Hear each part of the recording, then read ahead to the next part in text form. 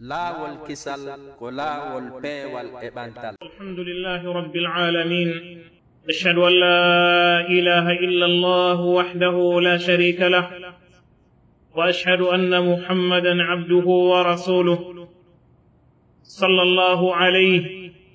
وعلى آله وأصحابه ومن تبعهم بإحسان إلى يوم الدين. أما بعد، يا أيها الذين آمنوا اتقوا الله حق تقاته ولا تموتن إلا وأنتم مسلمون. يا أيها الناس اتقوا ربكم الذي خلقكم من نفس واحدة وخلق منها زوجها وبث منهما رجالا كثيرا ونساء، واتقوا الله الذي تساءلون به والأرحام إن الله كان عليكم رقيبا. يا أيها الذين آمنوا اتقوا الله وقولوا قولا سديدا يصلح لكم أعمالكم ويغفر لكم ذنوبكم، ومن يطع الله ورسوله فقد فاز فوزا عظيما. أما بعد، فإن أصدق الحديث كتاب الله، وخير الهدي هدي محمد صلى الله عليه وسلم، وشر الأمور محدثاتها، وكل محدثة بدعة، وكل بدعة ضلالة، وكل ضلالة في النار. هره هدن يتا الله سبحانه وتعالى حمد يتد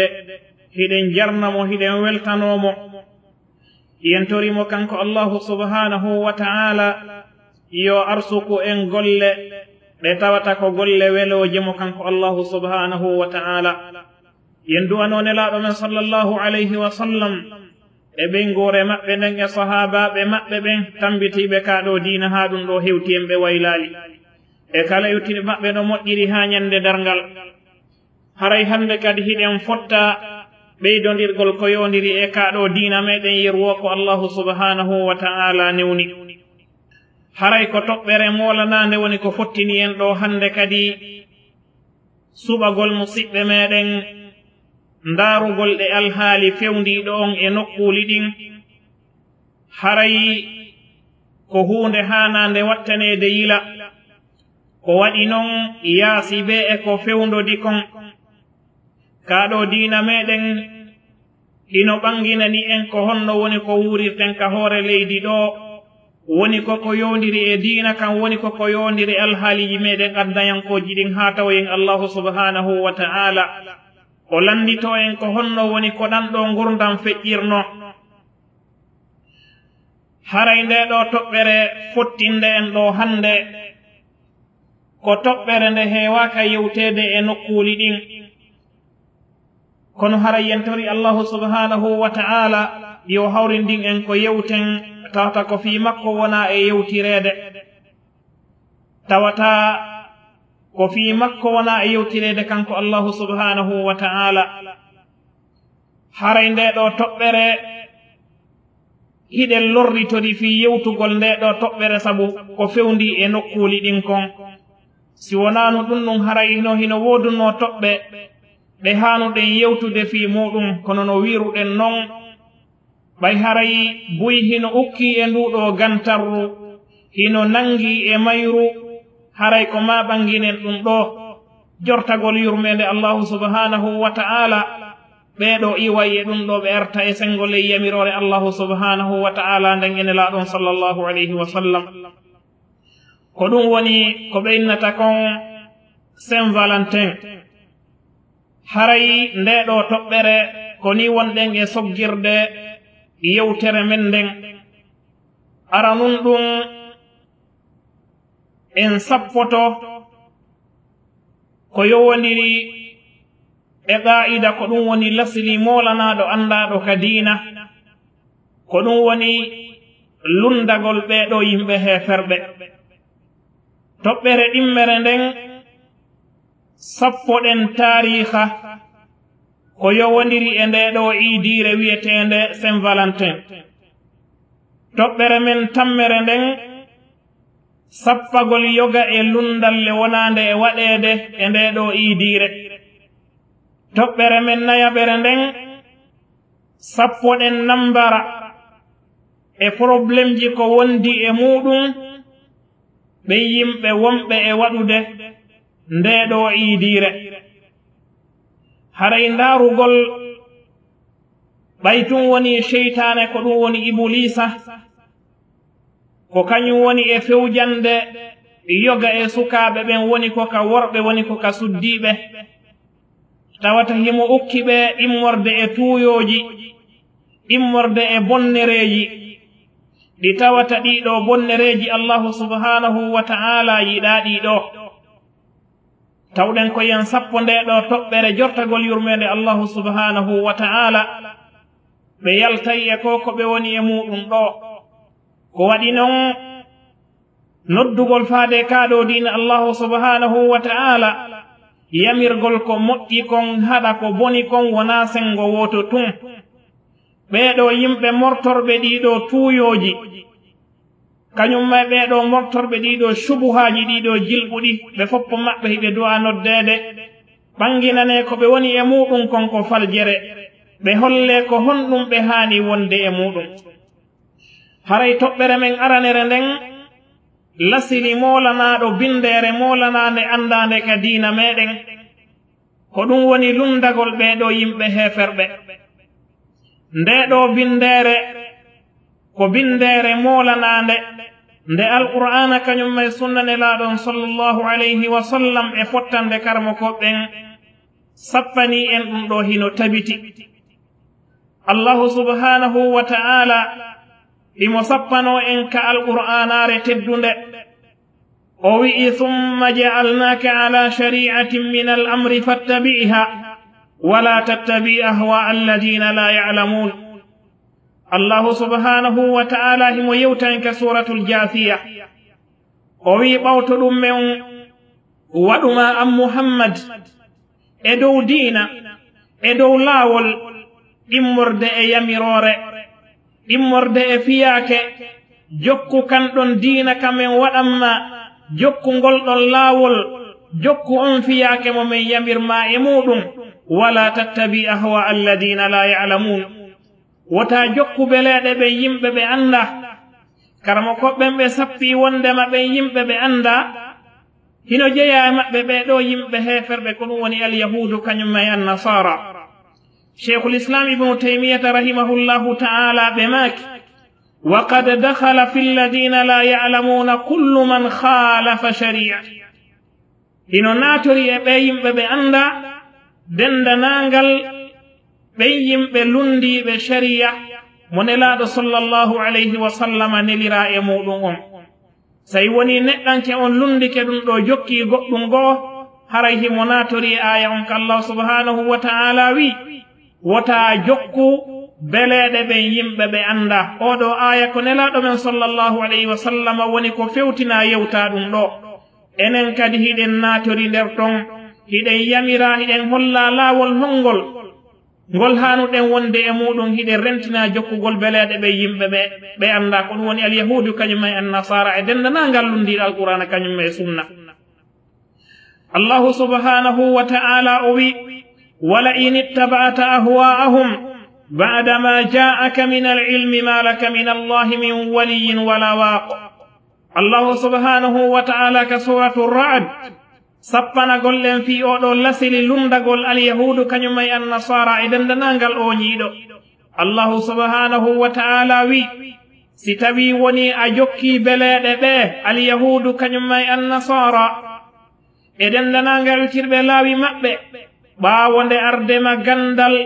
immorngal ka allahu subhanahu wa ta'ala ɓaawonde ardema ndeɗo alqur'anare ɓaawonde ardema oɗo sunna say woni a jokki beleɗe ɓeɗo alanama ka allahu subhanahu wa ta'ala giɗo amaraton giɗo amaraton kadi on mono dande allahu subhanahu wa ta'ala yewti ɗum ɗo nelaɗo men on sallallahu alayhi wa sallam ɗum ɗo hino watta e juuɗe meɗen enen kadi hiɗen rentina jokkugol beleɗe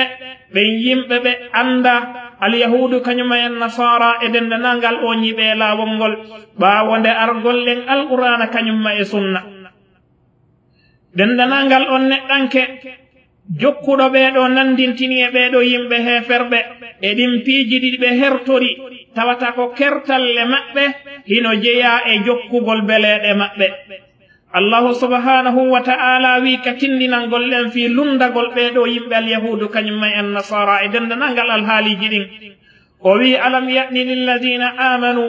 an takhsha qulubuhum li dhikrillahi wa ma nazala min alhaqq wa la yakunu kalladina utul kitaba min qabl فطال عليهم الأمد فقست قلوبهم وكثير منهم فاسقون. الله سبحانه وتعالى هم جمتنا عنك سورة الحديد ووي ألم يعني للذين آمنوا إهانا نالي بن قمدن بي إهانا نالي بن يمبي قمدن بي الله سبحانه وتعالى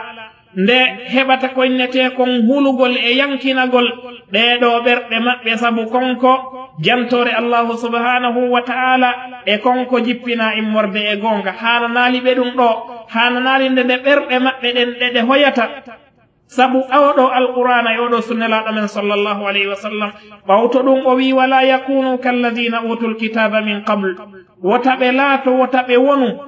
wota alhaali maɓɓe wonu wano ɓe yimɓe hokkaɓe defte ko ɗum woni alyahudu kañum en nasara attiɓe.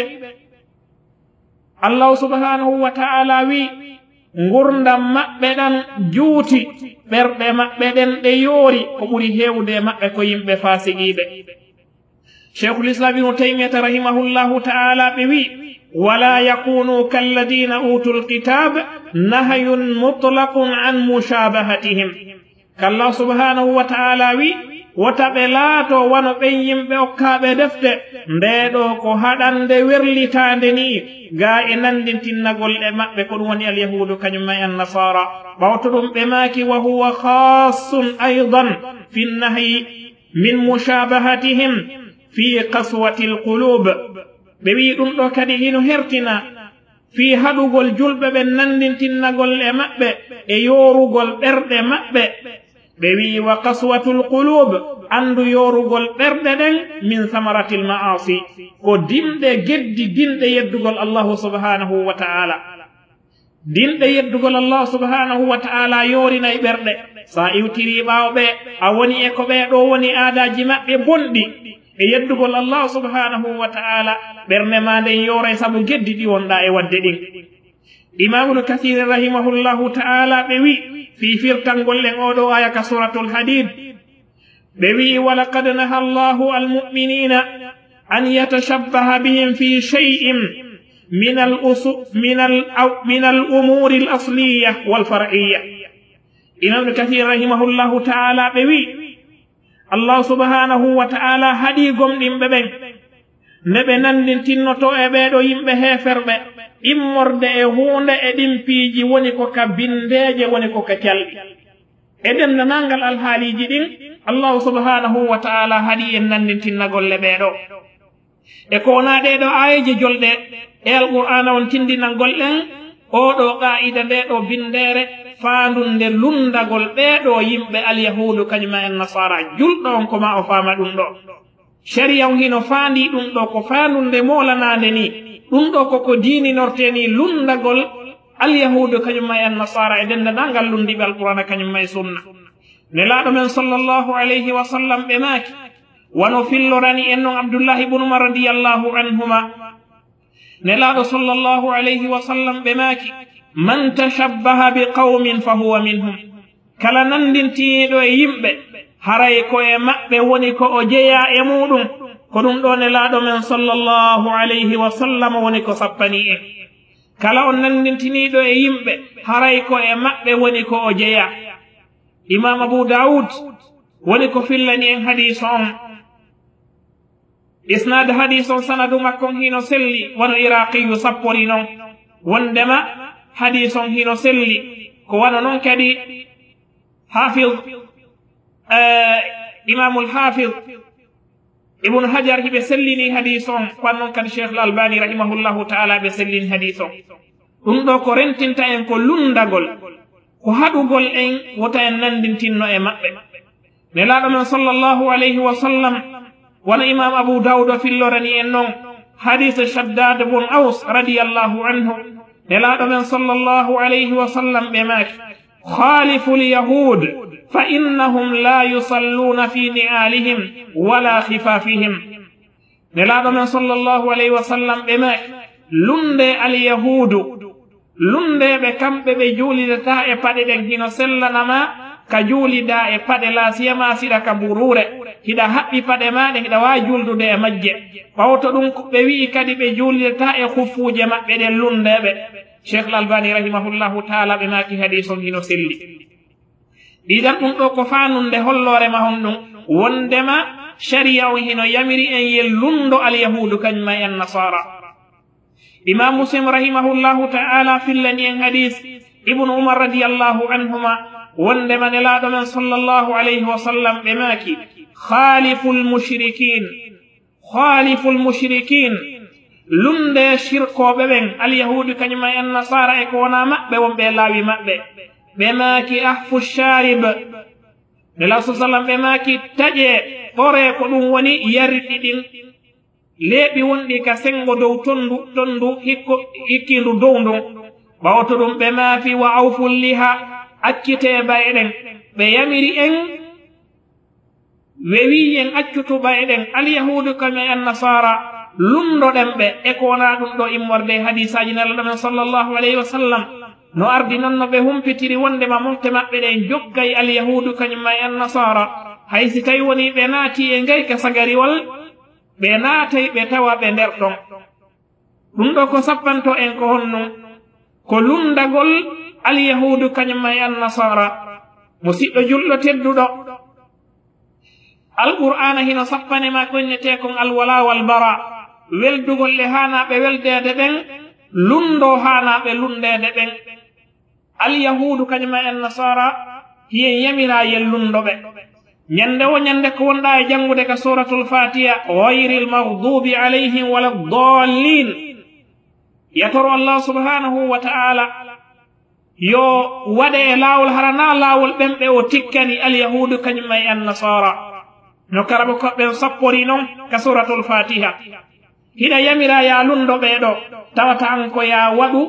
golle de be do woni e wadde kongol mangol ko wonda e wowlde ko ga suratul fatiha kanyum ma e kugal mangal e golle ma de lutodiri idan ko mi ardinani de do lajjande ko fiyen faamu fiyen andu wonde ma lundagol al yahudu kanyum ma an nasara ko fanunde molanade nde odo sharia faandi juldon ko ma anda dum do sa yimbe ben hino wada idije hino tawta be yeddugol le ko be woni yeddude kon ko angal faamugol dido piiji idan alqur'ana kanyum ma e sunna tindinani ma wonde makko ya lundobe sellatande nanditinoda be do wona ya tawtube piiji di be hertori si tawi woni feddidon tobbere men dimmere nden ko yowondiri e nde do tobbere mottidirde en do hande ko dum woni ko yowndire o do Saint Valentin no wiruden don haray en hiden yewtude nde do tobbere ko en lorritorbe yewtugol dum do sinanu haray no hino woduno ko yewten kono bay musibbe men jiyabe ka diina be ukkike dum do be woni e dum do haray ko ma banginen dum do e yurmede Allah subhanahu wa ta'ala no gasa ka wobbe mabbe yilto iway dum do be anda wonde makko e faljere be woni e mudum haray nde do lowre nde do tobbere ko ma anden ko honto woni ko dum do tubbi ko honto woni ko dum do tubbi ko honno do alhaali woni ko sakitori ha tawata dum do hino wadanede idiji hande julbe hino tawti be do heferbe hino wadde dum do no gasa sa andi ko honto woni ko dum do tubbi ko honto woni ko dum do fubbi a wawe rentade e mudum musiddo juldo teddudo ko innete kon Saint Valentin yani say woni en dari tariha on histoire on haray Saint Valentin on ko moji didi yani ko kongudi didi woni ko hawtita Saint on ko fere Valentin on ko fere si tawi woni ko gorko madum ko hunde gorde madum ndeyre wono ardita non si tawi woni ko Valentine madum ko Valentin yani Saint on ko innete kon Saint l'homme saint cela veut dire noble yani ko hunde teddunde innete Saint amma Valentin on ko historien ɓe romen ɓen yewti fi mum kon ko waɗi noon nde ɗo hunde nde wonɗen e yewtude ko romen ɓe ɓen woni ko yiira ɗum ɗo ko ton woni ko ɗum ɗo iwri ko ton woni ko ɗum ɗo tubbi jon noon historien ɓe ɓen selon ko ɓe yewti fi muɗum kon ko yimɓe heefere ɓenen en gongintaɓe keefeero wona neɗɗanke nun ɗo ko woni e yewtude kon aynaka ya gongin ɗum histoire on tariha on ko soggani en kon ko hewti e meɗen kon ko ɗum wonɗen e yewtude fiyo julɗon andu kon to ɗum ɗo woni ko tubbi immorde histoire ji maɓɓe ko ɓe sifi fi muɗum allah subhanahu wa taala andi sellugol ɗum ɗo idan ko wodani neɗɗanke on so faami ɗum ɗo ko yo rento ɓawto nde andude sen on kañum may valentin on mi sappanakima fi muɗum valentin on ɓe janti fi muɗum ɓe inni le mot Saint Valentin, Valentin de Terni, plus connu sous le nom de Saint Valentin, était moine qui a refusé de se soumettre à l'empereur Claude II. ɓe inni sen on ɓawtande mi jantanade fi muɗum ko hunde teddunde Valentin on ko inde neɗɗanke inde gorko jeyaɗo e romen ɓe ɓen ko hoorejo ko prêtre jeyaɗo e prêtre ɓe catholique yani Valentin ɓawto ɗum historien ɓe janti ɓe wi'i wondema oɗo hino andira innegol Saint Valentin yani ɓaytun ko prêtre jo jeyaɗo e catholique ɓe ɓen ɓe ɓiɓɓannanimo koynete kon Saint yani fi teddingol mo ɓenni oɗo himo jeya e salinoɓe yamirore empereur jo hino inne Claude II jeyaɓe e romen ɓe ɓen idan sen on andi ko no woni ɗum Valentin on andi ko inde neɗɗanke prêtre jo catholique jo jeyaɗo e romen ɓe ɓen salinoɗo yamirore hoorejo maɓɓe hino ton empereur jo wiyeteɗo Claude II ɓawto ɗum ɓe wi fi jantanagol ɗen histoire honno tariha o salori yanu yamirore Claude II yamirore makko nden oɗo lundide ko ɗum woni Valentin o lundi yamirore nden ɓe wi à l'époque l'empereur Claude II voulait interdire le mariage. Il voulait interdire le mariage pour éviter que les hommes soient tentés de rester avec leurs fiancés plutôt que de partir à la guerre. ɓe wi'i fewndo époque on fewndo on saayi ɗon o empereur jo wiyeteɗo Claude II o eɓɓi haɗugol ko innete kon resugol ko ɗum woni jombugol tawi fandunde makko nden ko fiiwata soldaɓe ɓen jombu ha gasa wontida e ɓenguli muɗum ma ɓen ɓe fiyansi ɓen ɓe ƴami ɓe faala jombude ɓe salo yahugol ka guerre ko ɗum ɗo woni ko haɗirno fi jombugol ngol ɓawto ɗum ɓe wi'i Valentin de Terni continua de marier des couples et défia l'autorité de l'empereur oɗo wiyeteɗo Valentin mo wonɗen e yewtude fi muɗum kanko o lundi yamirore empereur jo on ko ɗum woni Claude II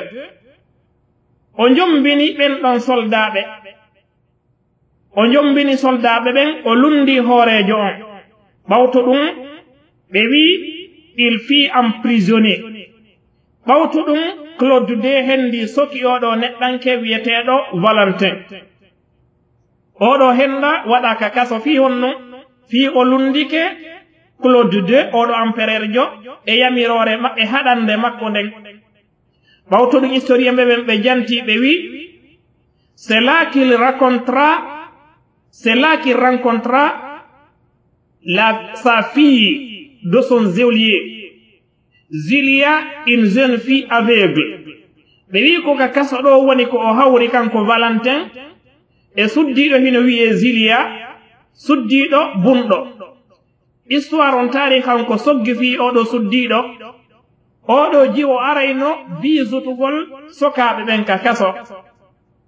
ɓawto ɗum ɓe janti ɓe wi elle demanda à Valentin de lui décrire le monde. Oɗo suddiɗo ɓay waɗi ko kaso o yiidi e oɗo Valentin o wiimo himo faala yo humpitumo ko yowndiri e aduna on himo humpa yo humputumo fii muɗum madama suddiɗon ko bunɗo o wiimo yo humputumo fii muɗum suddiɗon o sartini o wi à force de rencontre et d'échange sarti on noon harayi ko ma yiiden ko ma tumbodiren nokku gootu ɓawto ɗum bugodiren konnguɗi mi yewta ɓawto ɗum ɓe wi ils tombèrent amoureux ɓawto ɗum ɓeeɗo ɓe heɓi koynete kon giggol hakkunde maɓɓe no andirɗen nonelaɗo men sallllahu alayhi wa sallam e maako maɓɓe selluɗo ɓe maakani en gorko kañum may suddiɗo tumbodirta e nokkure si wona hara ko seytane wonata tammo maɓɓe on ɓeeɗo ko ɗum woni Valentin kañum may suddiɗo bunɗo ɗo ɓe tumbodiri e nokkure wotere ɓawto ɗum seytane woni tammo on giggol yani hakkunde maɓɓe yahi ɓe wontidi ɗon ha histoire on ko filli ko wondema miracle heɓi ko ɗum woni koynete ko ngalaw heɓi oɗo suddiɗo o iwi ko o woni bunɗo kon o wonti yo ɓawto ɗum o wiyeteɗo Claude II ko ɓe janti kon ɓe wi si bien que Claude II qui n'aimait pas les chrétiens décida de condamner à mort Valentin de Terni o wiyeteɗo Claude II hare o yiɗa chrétien ɓe ɓen ɓawto ɗum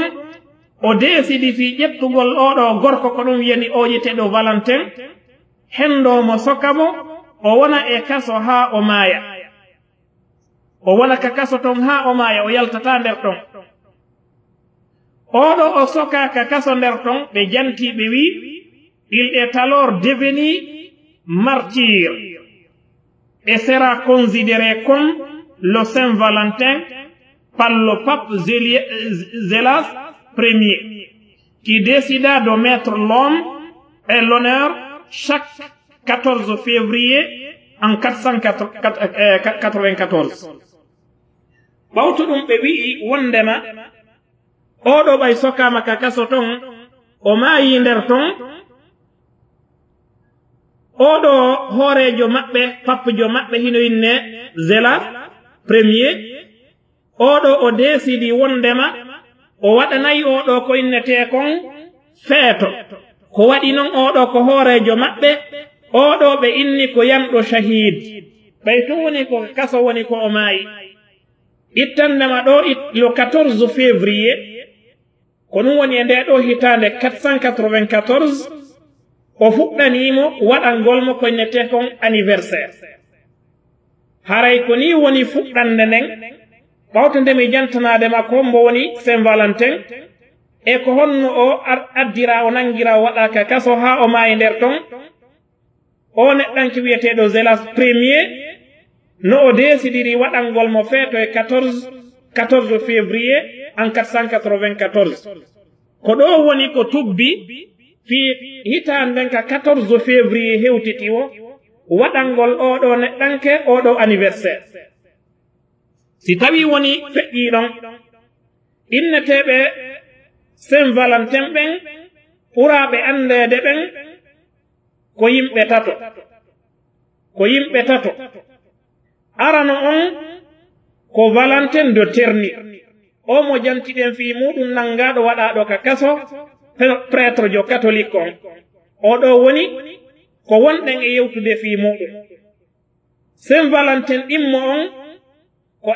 évêque jo kadi jeyaɗo e maɓɓe ton neɗɗanke jeyanoɗo ko andira ñawdugol rewɓe kañumma e worɓe on ɗon kadi himo ton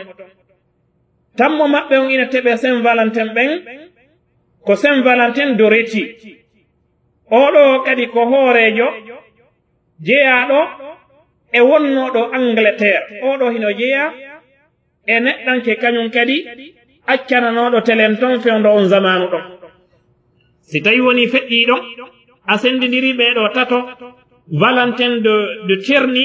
koɗo wonɗen e yewtude fi muɗum koɗo wona e waɗanede anniversaire le 14 février e hitande ɓe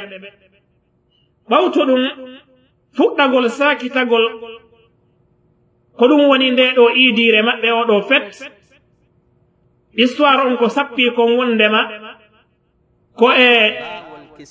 fen moyen nage on woni ko ɗum ɗo sakkitorde moyen nage on période moyen nage on woni ko ɗum ɗo fuɗɗi sakitagol ko honno woni ko ɓe waɗirayno no ɓe waɗirayno ko ƴettugol suddiɗo hiɓɓindiramo kañumma e gorko on gorko mo on suddiɗo mo on gorko mo o suɓi ɓe wontida e nder ñallal ngal nokku gootu ɓeeɗo wona hakkunde maɓɓe piiji hino jeeya e muɗum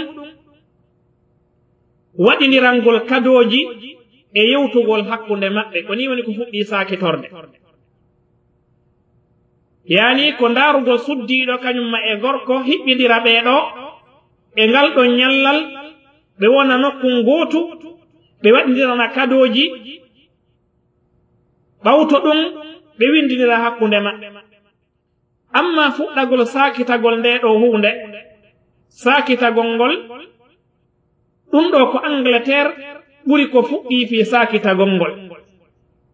ɓay ɗum ɗo sakitori seeɗa seeɗa Angleterre yahi haa tawi joni andama e nokkuli ɗin ko ɓeynata kon fête d'amour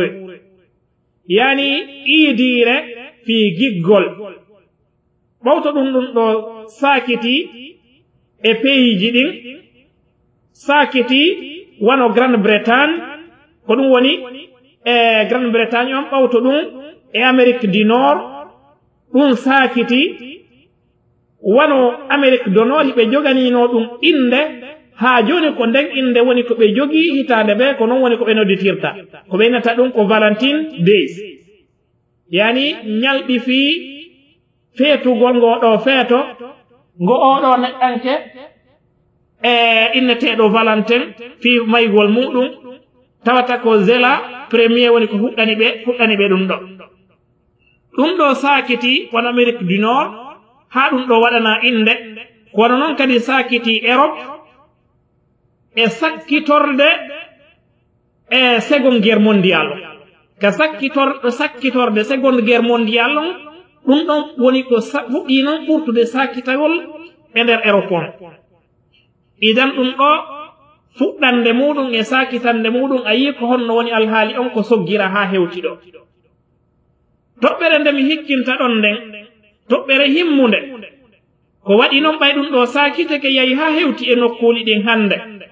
tawata ɗum ɗo hino wadde ka maɗa hino wadde ka cuuɗi maɗa musidɓe ma ina teɓe ko julɓe hino wadde ɗum ɗo o Saint Valentin ɗo nde ɗo iidire hinde jogii ko innetekon aadaji nde ɗo iidire oɗo fet himo jogii ko innetekon aadaji hino jeeya e ɗiɗo aadaji maɓɓe aadaji seeɗaji ɗimi jantantoma e nder hen angingol ɓellaji ko woni e muɗum e majjere e jahiliyankoyagal e hollugol ma ko honto jama on woni ko fewndi hino jeeya e muɗum aadaji maɓɓe ɗin ko ɓeynata kon en oiseau pour le mari ɓawto ɗum hiɓe jogii aada immo on wiyeteɗo la sode à Lorraine ɓe jogii aada tammo on wiyeteɗo le mouchoir ɓe jogii aada nayaɓon signe wiyeteɗo X ɗiɗo aadaji nayi mi wonma e jantanade no ɓe waɗirayno ɗum ɗo e alhaali fewndi ɗon e nokkuli ɗin aada maɓɓe arano on ko ɓeynata kon l'oiseau pour le mari ko honno woni ko ɓe faandi e muɗum e nder kamɓe fuɗɗiɓe ndeɗo iidire ngoɗo feeto ko ɗum woni Saint Valentin ko ɓeynata kon l'oiseau pour le mari no andirɗen noon hari si tawi woni dabbi e nokkuli maɓɓe ɗin ko wana noon kadi wano e fuutaji ɗin gaboji ɗin ma ɗum colli ɗin ɗi mottodira ɗi waɗa ko inete kon biironde yani groupe goto oɗo suddiɗo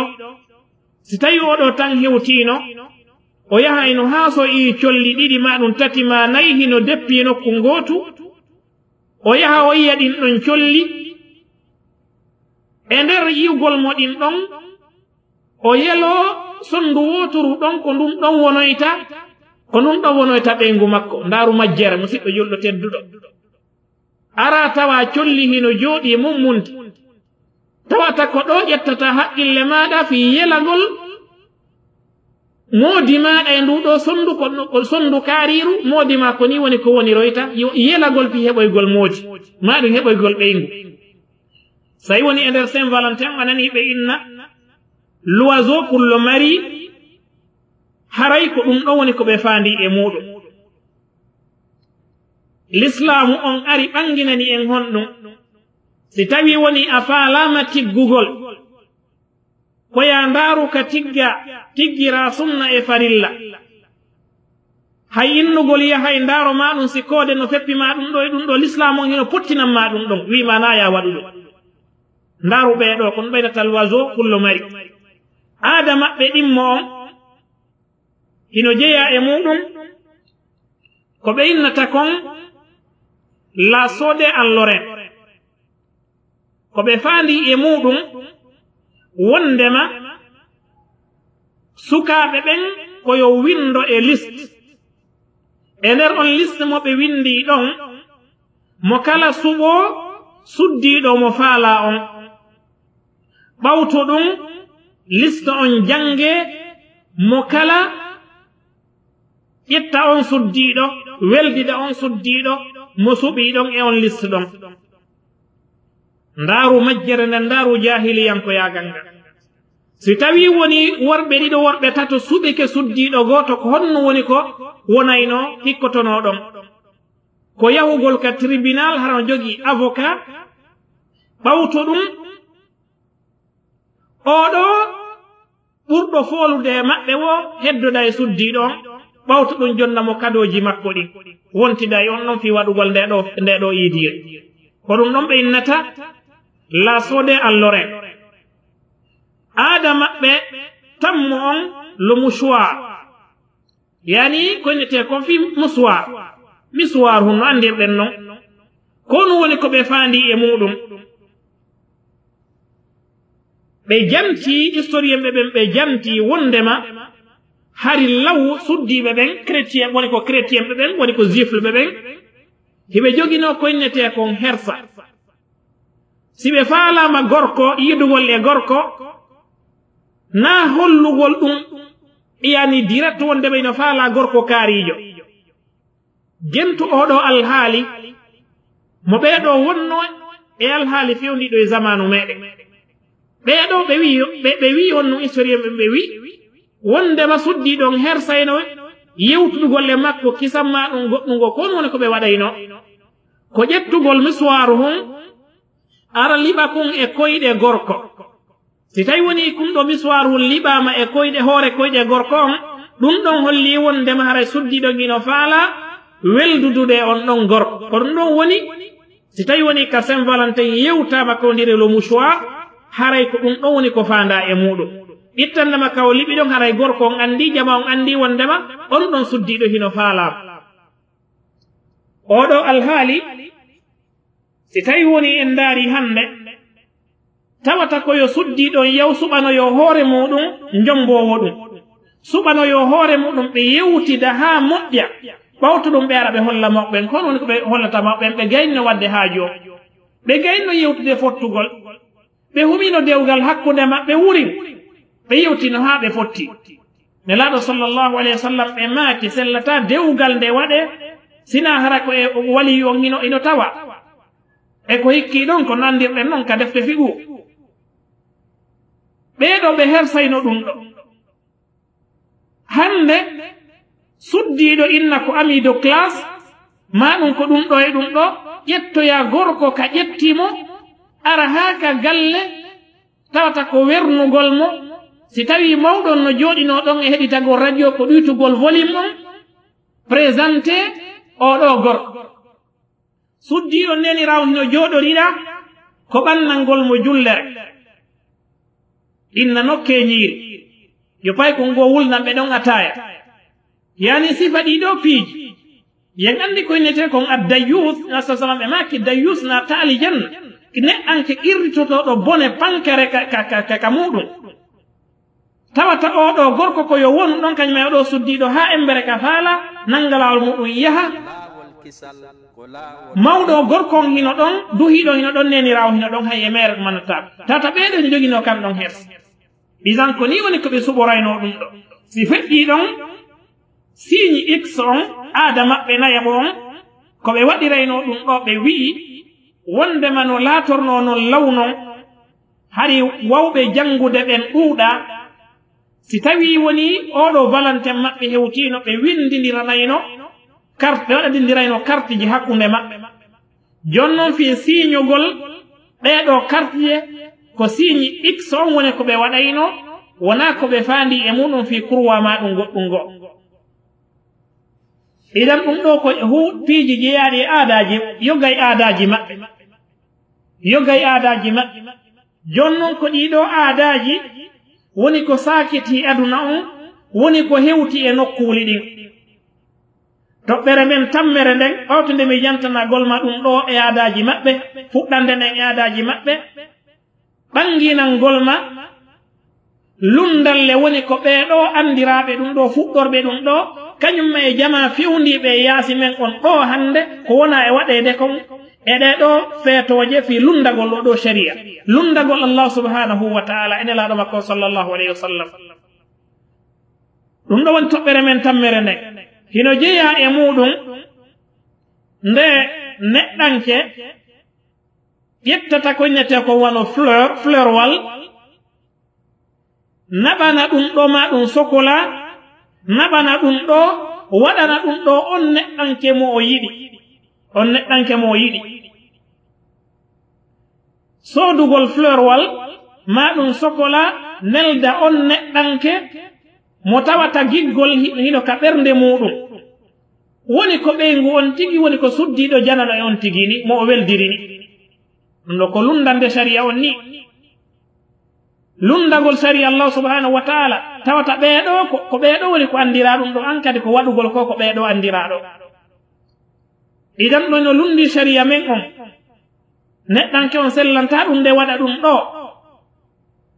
en jantike ayeje kañum e hadisaji sappani ɗiya fi lundagol ɗum ɗo joni noon si tawi woni gorko ma ɗum suddiɗo hay so tawi woni kamɓe woni ko jombidiri si tawi woni 14 février hewti soodugol fleurwal ma ɗum soodugol sokola neldidira jonɗidira hakkunde muɗum ɗum ɗo tawo ko jembingol alyahudu kañum en nasara e wal haali maɓɓe ngo feeto maɓɓe ɗo ko wallidirgol e hoore jaggutugol allah subhanahu wa taala o wi wa ta'awanu ala albirri wattaqwa wala ta'awanu ala alismi wal udwan wallodire e ɗiggere ɗiggangol allah subhanahu wa taala e kulo e ɗiggangol allah subhanahu wa taala wota on wallidiri e ɓowgol bakkato e jaggutugol an e moodi maɗa on wallidiri fi jaggutugol ko waɗi noon geɗal ɓe momɓen kadi koye hoore ndiɗo needi woni e janɗude ko ɗum ɗo kamɓe kadi woni ko ɓe waɗoyta heno jeeya e alhaaliji wonaɗe waɗede ndeɗo iidire windidirangol ko ɓe innata kon waɗidirangol carte ji hakkunde maɓɓe carte hollooje koynete kon giggol hakkunde maɓɓe oɗo aada bonɗo aada mo tawata hino lundi alqur'ana kañum may sunna waɗidirangol carte hakkunde maɓɓe woni ko aaden e ɓeygu muɗum ma ɗum ko aaden e on neɗɗanke mo yiɗi waɗira carte hakkunde maɓɓe yehi haa ɓe waɗi bilan ko yodiri e ko wona e waɗede nder hitande nden ko si ɗum ɗo hewti telen ko yaata 9 million carte wonaɗe waɗede hakkunde ɓeɗo wonɓe nde hino yiɗidiri wurimɓe wi hino yaha haa feƴƴa ɗon hitande ɓe allah subahana taala andi adadu ko ɗum ɗo wona e waɗede kono noon hewti e nokkuli ɗiya sikkano ɗum ɗo hewte hino jeeya e muɗum e ɗi piiji waɗeteɗi ɗin windidirangol hakkunde muɗum woni ko aaden e moodi muɗum woni ko gorko kañum may suddiɗo janano windidirangol hakkunde maɓɓe tawata ko wona e windidiranede kon ko hollugol ko yowdiri e giggol hakkunde maɓɓe ɗum ɗo eno jeeya hunde wona nde waɗede idan si feƴƴi ɗon ƴettugol gorko janano yowa ɓernde muɗum e suddiɗo janano ɗum ɗo hino harmanma Allah subhanahu wa ta'ala hino harmanma harminanma ɗum ɗo diina men kan hino harmini ɗum ɗo suddiɗo mo a tigga gorko mo tawata wona dewgal woni ko huma hakkunde moɗon ala ko windidirana an e oɗo ala ko nelda oɗo ala ko waɗana oɗo carte ala ko waɗana oɗo hay e mere an kadi si tawi woni a inni joni ko hakkunde ma e ɓengu maɗa ɗum ɗo ko aada heferɓe ni ye wiya l'islam o hino noddi en ye lundo aada heferɓe ɓe wano sapporonɗe ka fuɗɗode yewtere no idan amara lawol ngol ngantinora ɗo si feƴƴi ɗon hino jeeya ɓeeɗo innugol ko aaden e moodi muɗum soodugol fleur ma ɗum sokola neldidirgol ma kala ko wona e soodede neldidire ma ɗum waɗidirane hiɗen wiya l'islamu on hino addani en neediji ko honno aaden e ɓengu muɗum woni ko wondirta haqqeji hino waɗa hakkunde maɓɓe Allah subhanahu wa ta'ala ko kañum woni ko waɗi giggol hakkunde ɓeeɗo Allah subhanahu wa ta'ala o wi ومن آياته أن خلق لكم من أنفسكم أزواجا وجعل بينكم مودة ورحمة الله سبحانه وتعالى أودي حكونde أولو سديدو كنيم مودي مودو جيغول كنيم يرمende الله سبحانه وتعالى woni ko wadi dum do amma wadugol Saint Valentin nan hollude giggol hakkunde mun e modi mudum giggol wonata hakkunde don giggol ngol ka wonata ko ka jannande sharia ko Allah subhanahu wa ta'ala tindini kon Allah subhanahu wa ta'ala tindini kon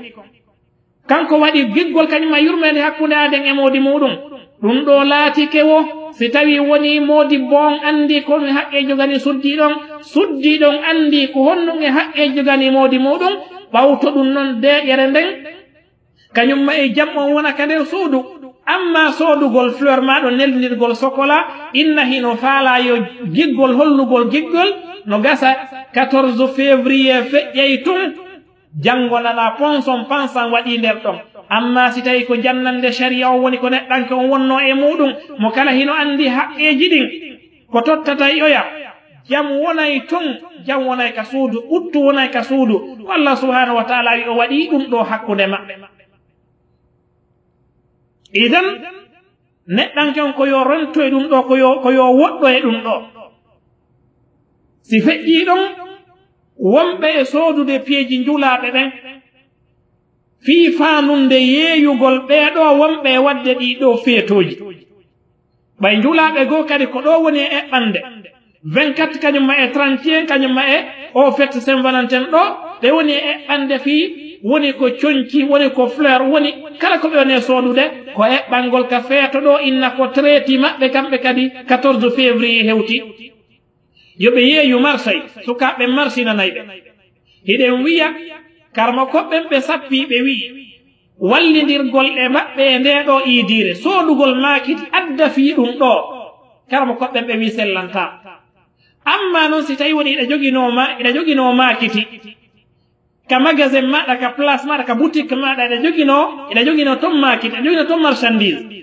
hitan nden ko ina yeeyude ɗum ɗo wona fi ndiɗo oɗo iidi woni ko soodirɗa ɗum ɗo ɓe wi ella ala si goɗɗo ari soodugol e juuɗe maɗa si tawi woni andi ko ɗum ɗon woni e goltirde muɗum karma ko gooɓe wiwata yeeyumo ko annon ko wallidirgol e hoore ɓoggol bakkaɗo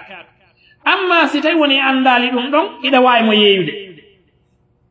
idan ɓeɗo njulaɓe ko ɓe watta ñiila ɓe anda ko honno ɓe woni e njulorde ɓe anda ko honum woni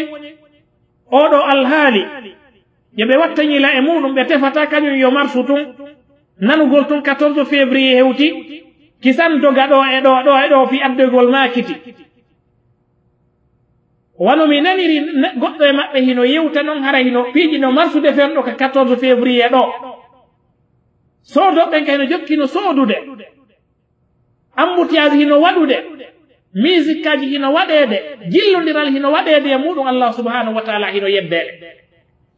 tawata yi ka ɗum ɗo tubbi ɗum ɗo hinol sharia men on hino yamiri en yen lundo ɗum ɗo wona aadameɗen ni ɗum ɗo ko ɓoogugol bakkatu ni ko zunubaji ni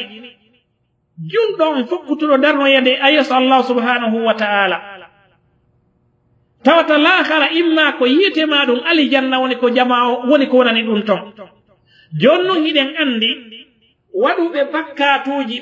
bakkatuji jani ɗin ahlusunna wal jamaa ko fiɓi kon wondema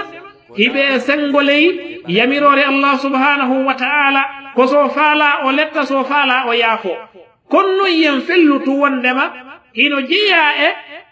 yimɓe jogiiɓe bakkatuji jani rewoyoɓe ka yiite sawde ɓe heddata ko ton neɗɗan ko hino duwa hulande hoore muɗum ta taw ko kañum e ɓen ɗon woni ko jeeya e muɗum nela so sallam ɓe tindani en woɓɓe goo kala wiiɗo la ilaha illallah laɓɓinede Allah subhanahu wa ta'ala o heddota ko ka yiite o yaltinoyte nder ton sakkitode makko nden kako alijanna joni noon neɗɗanke on yo hulu e ɗiɗo bakkatuji ɗi woni e wadde ino wondi e rewɓe janamɓe ino wadde piiji jokki alyahudu kañum e annasara ino lundi sharia on no lundi sunnelaɗo sa sallam talajal ngal tawɗum e ɗum ɗo tata ko ɗum ɗo woni ko tawdoyte allahu subhanahu wa ta'ala ɗum ɗo ko wattangol liila julɓe ɓen hannde alhaali on hino hulɓini hino yurmi alhaali on ka fewndi ɗen ɗon hino yurmi a sikkata ko fukkutuɓe ka allah subhanahu wa ta'ala kala hino wadde ko faalawo woɗɗitiki andinagol sharia on e needitorgol needi l'islamu ndin ko ɗum yiyata yimɓe hino jokki alyahudu kañumen nasara hino waɗa ko ne wadde o si feƴƴiɗon toɓɓere men nayaɓere nden hollugol ma nambaraji fii tawtugol le ɗiɗo iidiji kañum ma e waɗugol ɗiɗo feetoji nambara mum on nambaraji mum ɗin ko nambaraji ɗuɗuɗi kono mi jantantoma seeɗaji sabu raɓɓuɗugol waɓutu on hino jeeya e muɗum nambara arano on feetugol ngoɗo feeto tawtugol ɓe ɗum ɗo ko lundande allah subhanahu wa ta'ala feeñude lundande allah subhanahu wa ta'ala feeñude allah subhanahu wa ta'ala o waɗani en iidije hino ɗo iidi ko ɗum woni suumaye hino ɗo iidi donkin hino ɗo nde ɗo jumaare e dendanal ngal ener yontere nden jumaare hino woodi o waɗani en ɗum ɗo shar'inanama en enen en wi'i ko woni e juuɗe alyahudu kañum e annasara ko ɗon woni ko woneten ko yen tawtuɓe e muɗum waɗanen enen kadi ndeɗo iidire waɗen ndeɗo iidire allah subhanahu wa ta'ala o wi likullin ja'alna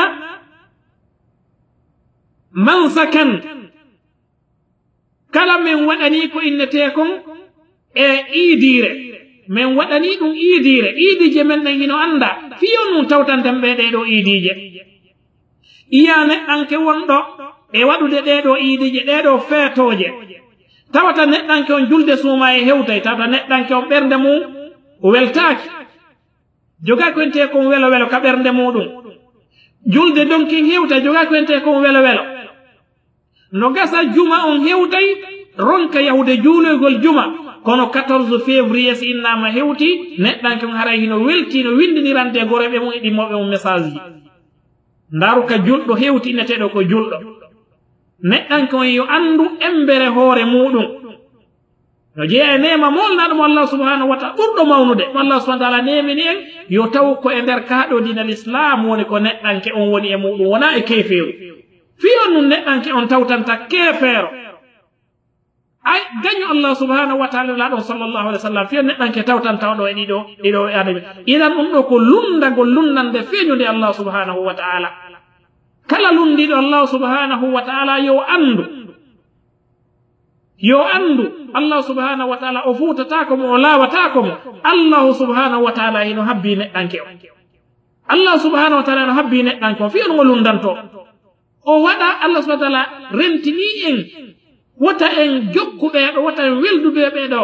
ko allah subhanahu wa ta'ala taguɗoma e toɓɓere maniyu ɓawto ɗum heɗɗere ƴiiƴam ɓawto ɗum huyre ɓawto ɗum fondidirma waɗanma ƴiye adduma ka hoore leydi ɗo wonɗoma e ñamminde wonɗoma e waɗande den nanngal piijiɗin oɗo o wi'ama ya lundo alyahudu kañum en nasara wiya a haaja kay muɗuma fi honno neɗɗanke o andali konto o fuɗɗi o andali konto o fokkiti nono yurbi ha feƴƴiti si feƴƴi ɗon hino jeya e nambara ɗimmo on waɗugol ɗeɗo feetoje ɗum ɗo hino jeya e huunde nde tawata ko jokkugol beleɗe maɓɓe ɗen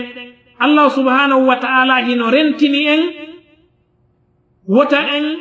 nandintinno e maɓɓe mo rentini en muɗum wota en nandintinno e ɓe wota en wondude maɓɓe enen en lundike ɗum ɗo nokkuka Allah subhanahu wa ta'ala wi walladina la yashhaduna zur ɓemɓe seeditatako koynete kon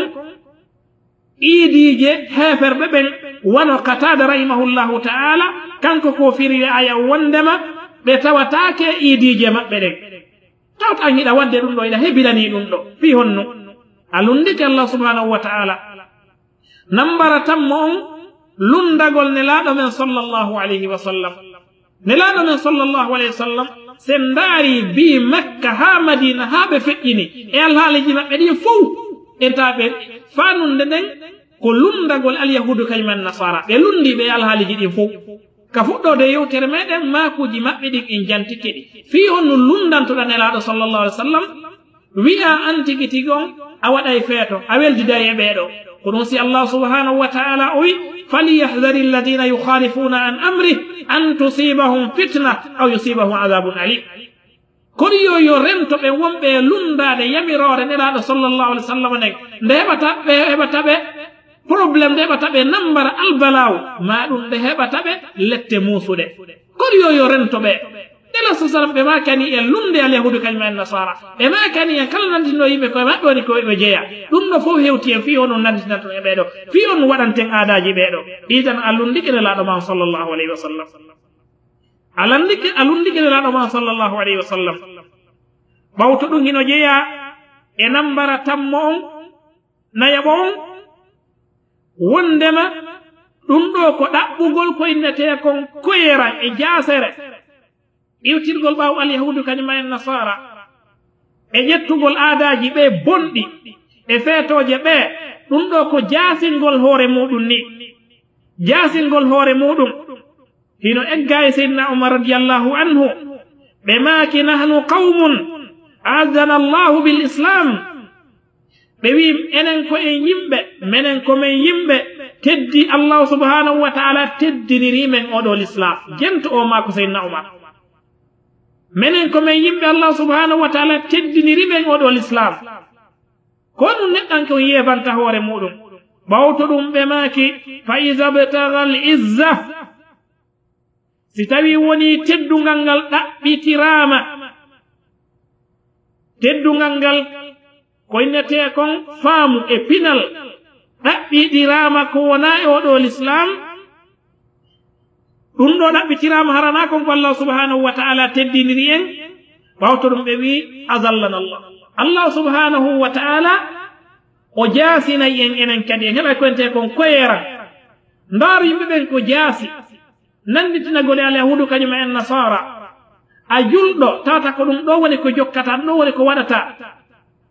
ɗum ɗo woni alhaali ma on ndaaru koyeran ndaaru jaasere ko julɓe wondi hande e nokkuuli tawata ɗum ɗo fof ko sabu lundagol oɗo sharia sabu lundagol oɗo l'islam mo tawata ko jamɓe kisiye woni aduna kañum ma e lakara mo yeɗa ya woni e mum tata ko ɗum ɗo wonɗa e lundade am ɗaɓɓutugol jaasere kañum ma e koyeran iwtirgol ɓaawo ɓeeɗo hino jeeya e muɗum ɓe pi'on jowabum kon immorde e nambara nannitinnagol ɓeeɗo e feetugol feetoje ɓeeɗo ɗen neɗɗanke on si tawi woni a waɗi feetoje ɓeeɗen a waɗi ko ɓeeɗo wone wadde kon wonkimakin wonayi e ɓeeɗo wonayi e ɓeeɗo ɓawtu ɗum jiggol ngol yiɗa ɓeeɗo golla golle feeñuɗe ɗen haa tawta heɓa ka ɓernde ko innete ko yiɗugol ɓeeɗo allah subhanahu wa taala no harminani e yiɗugol ɓeeɗo yiɗugol ɓe ino jeeya e nambara hikkiiɗo ɗon on wondema an oɗo gorko kañum e suddiɗo janano wondugol ɗon e yewtudugol ɗon e bugodirangol ɗon message ji kañum e neldirgol e ɗeɗo iidije ɗeɗo fetje allah subhanahu wa taala hino wi'i yo worɓe ɓen hippu gite mun ɗen yo reenu farjuuji mun ɗe suddi ɓen kadi wano noon an tawata ko ɗum ɗo wonɗa e ɗaɓɓutude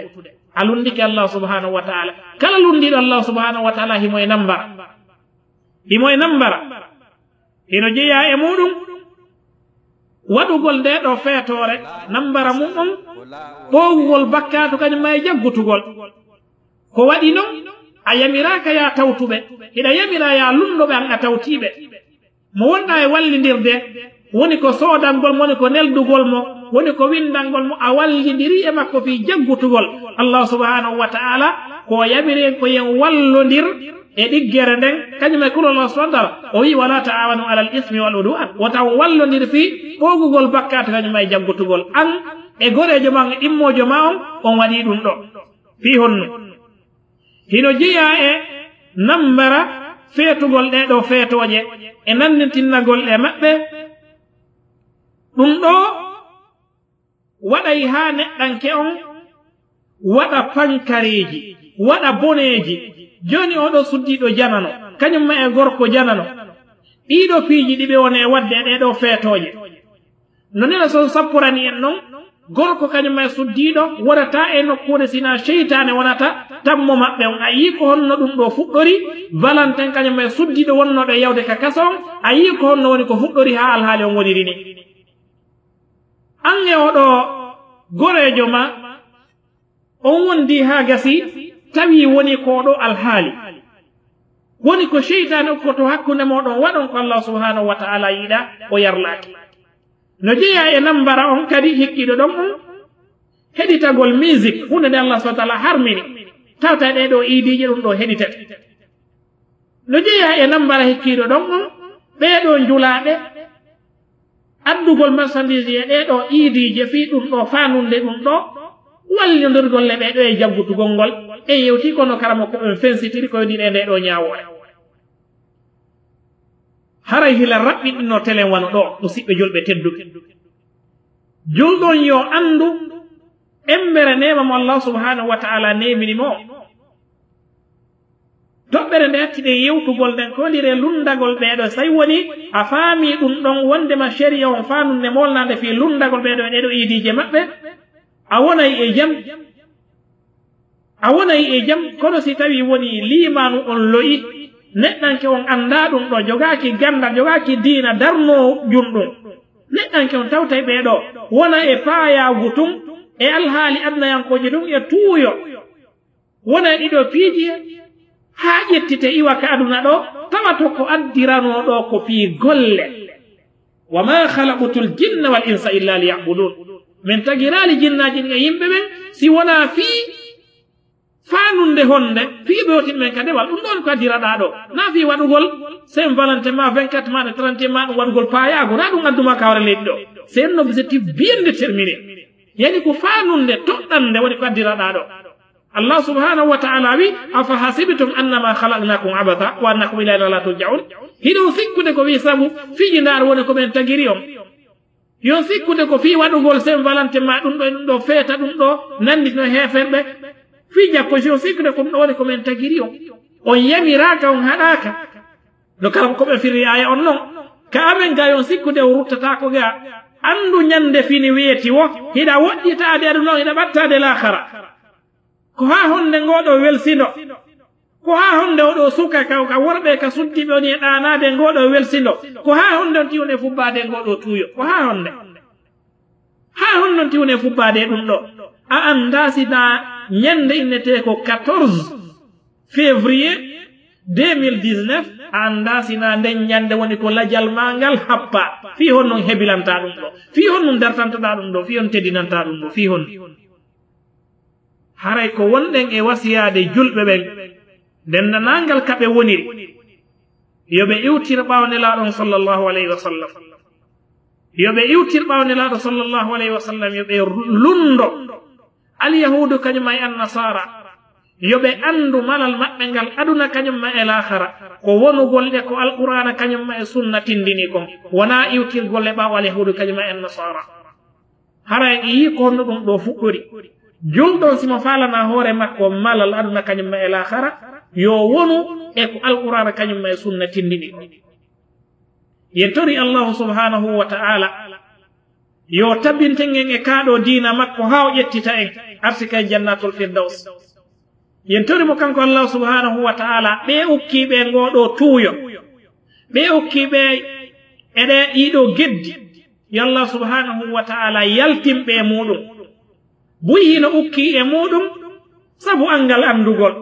sabu heɓugol ko ɓangina ɗon kaɗo dina Allah subhanahu wa ta'ala buyi hino ton hino ukki ton sabu tuuyo kañumma e beleɗe muɗum hino waɗɗi duwataɓe ɓen e karmokoɓe ɓen neɓe ɓanginanta yimɓe ɓen ɗiɗo alhaaliji alyahude kañuma en nasara hino haqqiti